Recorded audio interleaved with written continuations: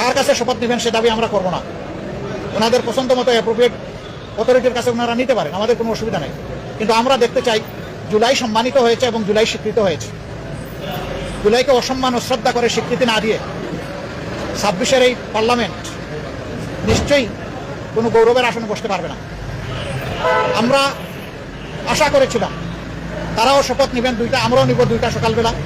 তারপরে তারা আমাদেরকে অথরিটির পক্ষ থেকে দাওয়াত করেছিলেন বিকালের অধিবেশনে, যেখানে মন্ত্রী পরিষদের শপথ হবে, সেখানে অংশগ্রহণ করার জন্য। আমরা প্রত্যেকে 3টা করে কার্ডও পেয়েছিলাম, মানসিক প্রস্তুতিও আমাদের ছিল, কিন্তু আমরা এসে ধাক্কা খেয়েছি।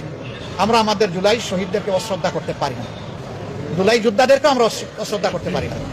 যার কারণে আমাদের শত ইচ্ছা থাকা সত্ত্বেও বিকালের এই শপথ অনুষ্ঠানে আমরা যে অংশগ্রহণ করতে পারলাম না, আমাদের একটা আফসোসের জায়গা থেকে গেল।